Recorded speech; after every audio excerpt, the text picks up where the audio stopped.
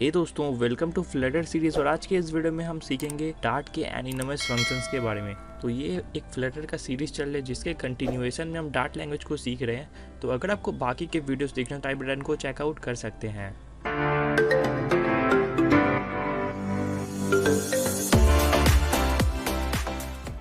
We can also create a nameless function called an anonymous function or sometimes a lambda function। तो ये जो एनिनमस function है ये एक नेमलेस फंक्शन है जिसको कि हम लैम्डा फंक्शंस भी कहते हैं। तो अगर इसके सिंटैक्स को देखें तो इसका सिंटैक्स नॉर्मल फंक्शन के सिंटैक्स के जैसे ही होता है। तो नॉर्मल फंक्शन के टाइम पे हम रिटर्न टाइप और फंक्शन नेम डालते हैं, लेकिन हम यहाँ पे फंक्शन नेम यूज़ नहीं करते। तो यहाँ पे देखिए हमको पहले पैरामीटर लिस्ट डालना पड़ता है फर्स्ट ब्रैकेट के अंदर, और उसके बाद होता है हमारा कर्ली ब्रेस के अंदर फंक्शन बॉडी, जहाँ पे हम मल्टीपल स्टेटमेंट्स को लिख सकते हैं। और at the end of the function यानी कि फंक्शन बॉडी जहाँ पे ख़त्म होता है तो लास्ट कर्ली ब्रेस हम देते हैं। उसके बाद में हमको सेमीकोलन देना पड़ता है, जो कि हमको नॉर्मल फंक्शन में देखने को नहीं मिलता।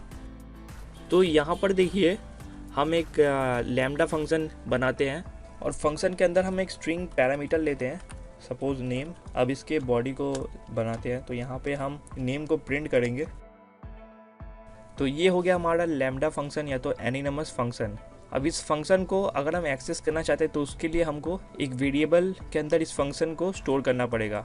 तो उसके लिए यहाँ पे हम वैर कीवर्ड को यूज़ करके एक वेरिएबल लेते हैं, सपोज माई नेम, और इसके अंदर इस फंक्शन को स्टोर करेंगे।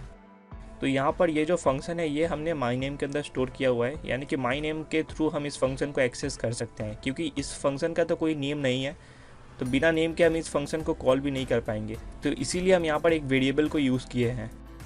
अब जैसे कि हमने वैर कीवर्ड के यूज़ करके एक वेरिएबल लिया, इसके अलावा हम फंक्शन क्लास को भी यूज़ कर सकते हैं।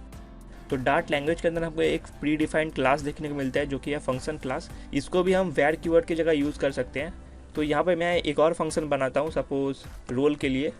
तो इसके लिए मैं इंट लेता हूँ और रोल नाम का एक पैरामीटर लेता हूँ। अब इसके बॉडी के अंदर हम रोल को प्रिंट करेंगे। अब इस वाले फंक्शन को हम एक और वेरिएबल के अंदर स्टोर करेंगे। तो यहाँ पर देखिए हमने एक वेरिएबल माई रोल के अंदर पूरे फंक्शन को स्टोर किया हुआ है, ये जो लैम्डा फंक्शन है। अब अगर इन दोनों फंक्शंस को कॉल करें तो यहाँ पे पहले मैं माई नेम फंक्शन को कॉल करता हूँ। तो इसके अंदर एक आर्गुमेंट हमको पास करवाना पड़ेगा जो कि एक स्ट्रिंग टाइप का आर्गुमेंट है। तो यहाँ पर मैं राहुल पास करवाता हूँ। और सेकेंड माई रोल को, तो उसके लिए हमको एक इंटीजर पास करवाना पड़ेगा। तो यहाँ पर सपोज़ मैं 4 को पास करवाता हूँ।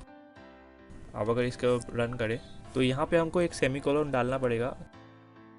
अब इसको रन करते हैं तो यहाँ पर देखिए दोनों फंक्शंस हमारे एकदम करेक्टली वर्क कर रहे हैं। तो नेम इजिकल टू राहुल और रोल इजिकल टू 4, जो कि यहाँ पर हमने प्रिंट किया हुआ था, दोनों हमको दिख रहे हैं। तो डार्ट लैंग्वेज में हम कुछ इस तरह से लैम्डा या तो एनिनमस फंक्शंस को यूज़ करते हैं। तो फिलहाल के इस वीडियो में इतना ही। अगर आपको ये वीडियो से रिलेटेड कोई क्वेश्चन है तो क्वेरी है तो कमेंट कर सकते हैं, और वीडियो को लाइक ज़रूर करिए, क्योंकि लाइक करने से हमारा मोटिवेशन बूस्ट होता है और हम आपके लिए ऐसे ही और भी इंटरेस्टिंग वीडियोस ला पाते हैं। और चैनल को सब्सक्राइब भी कर लीजिए। थैंक यू इस वीडियो को देखने के लिए। हम फिर मिलेंगे अपने अगले वीडियो में।